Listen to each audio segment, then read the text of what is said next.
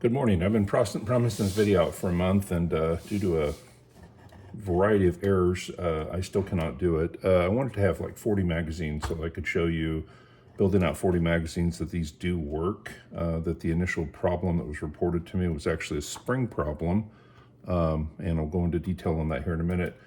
I still don't have 40 completed magazines, so waiting on some parts. But I did want to go ahead and show you what's going on here. Here I do have a new VID94, and these two magazines just came out of it. I've got one of my old ones. I've got the magazine torn apart on. And what I want you to pay attention to, if you can see it, not the best lighting, is where those magazine springs land. These are two brand new magazines. Absolutely brand new, haven't been used, not a single time. They just came out of the box. One is clocked at about 7 o'clock, if you can see the top of the spring, and the other's clocked at about 11:30, almost 12 o'clock. I don't know if these springs are hand wound or what the issue is, but no two springs seem to be alike. And that's where the problem lies. The part itself does function exactly like it's supposed to function. Here's an empty magazine without the spring. Here is my 7-round insert. It's got a detent back there that when you put it in and put it all the way, that's the stopper right there. So with that in mind, first round, second round, third round, fourth round, fifth round, sixth round, a little bit more, seventh round. Mechanically, it works. The fitting does work. 7 rounds go in, no problem whatsoever. The same is true of the 8 round. What I ran into is my magazine's been used dozens and dozens of times on my older gun, hundreds of times maybe even. And I believe what's happened is the springs have relaxed a little bit. Could be a tempering issue. Could be they're just hand wound and end up at different places. So we never had a problem when we tested these initially. However, after a person reported there was a problem, we went straight and started looking at these and realized, well, at first we thought there really was a problem. Later we realized that probably wasn't the case. Since I'm on camera, this is probably going to take forever to get in there. Tell you what I'm going to do. I'm going to just dump this, grab this one. There is the hole right there for the 7 round. Let's see if I can get this thing to just pop right in. Of course, when you're on camera, nothing just pops right in, but we'll see here. We know that one's at about 11:30. Come on now. It's kind of important that you see this, so it'd be nice if it worked. Just talk amongst yourselves, have a cup of coffee, it's early.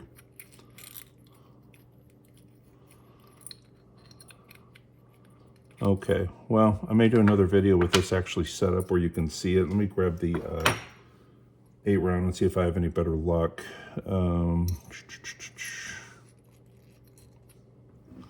So that one's at about 7 o'clock, and the hole is right there. See if this one pops right on in. There we go. That one actually did pop right in. So we'll pull it up, turn it enough that the detent catches. So the detent's caught. There we go.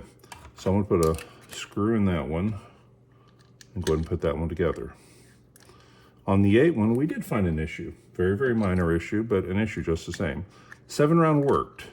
Sometimes it would take 6 rounds, sometimes it would take 7. If it took 6, we'd remove the cover, move it slightly with a pair of needle nose pliers. It took the 7th round, and every time after that, it worked. The 8 round, we can consistently make it work if we do one thing. And that is, with it being an 8 round, one of the rounds goes in right there. That's 1, 2, 3,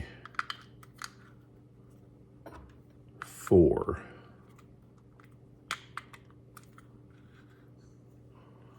5. Help if I wasn't in a cave here. 5,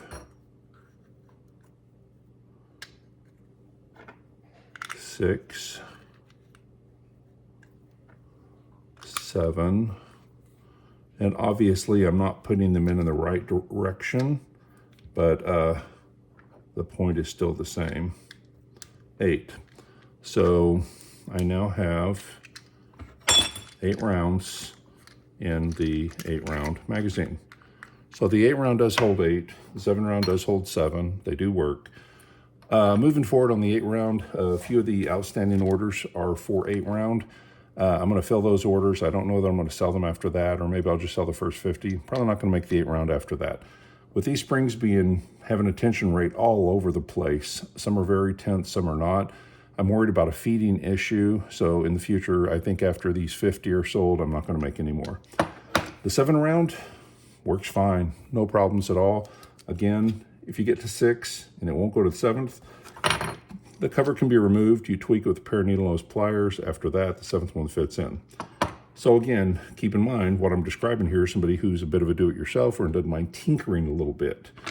If you don't want to do all that, then bear with me.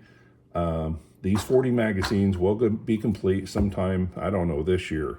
So when these things are complete, I'm going to actually build them out with 7-round inserts. I'm going to test every one of them. I'm going to put 7 pellets in every one of them, and I'll sell it that way. You'll know that it works. You'll see it full of pellets. And moving forward, I may sell these inserts to do-it-yourselfers who understand this process.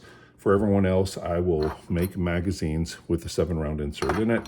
Knowing that it works, it'll show up to you with 7 pellets in it, probably some test pellets as well. You'll know it'll work.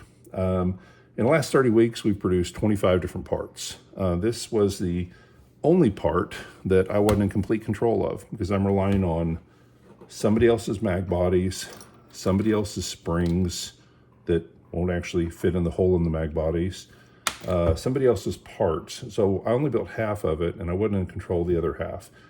So again, when a couple people said, hey, we have an issue, I went completely stopped, pulled them, tried to figure out what the issue was, pretty quickly figured out it was a spring, but I wanted to show you 40 completed mags, and unfortunately a month and a half later, I still cannot show you 40 completed mags.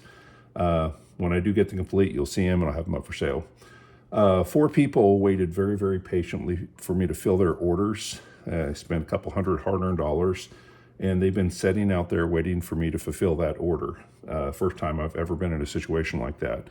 So for those 4 people, and I hope maybe they'll get some feedback on YouTube for it or something, they're going to receive their order. It's going to ship out today, and they're also going to get a AEA Challenger 22 cal bullpup at no charge. So those guns and their magazine orders will ship out today. I'll get these relisted tonight sometime, and anybody who buys these, you just need to buy them with a full understanding that you're going to have to do exactly what I did right here. It's going to take a touch tweaking in some cases. If it's the 8-round, you need to have a loading plate of some sort. It's easy enough to build. You could literally get stuff at Home Depot and probably in an hour or so have a decent loading plate. I sell them, obviously. I'll put them up for sale and answer any questions people have. I know now that these things work and work well. I'm not in control of the spring, so I can't be in control of the entire product. Anyway, that's all I got for this. Y'all take care. Bye-bye.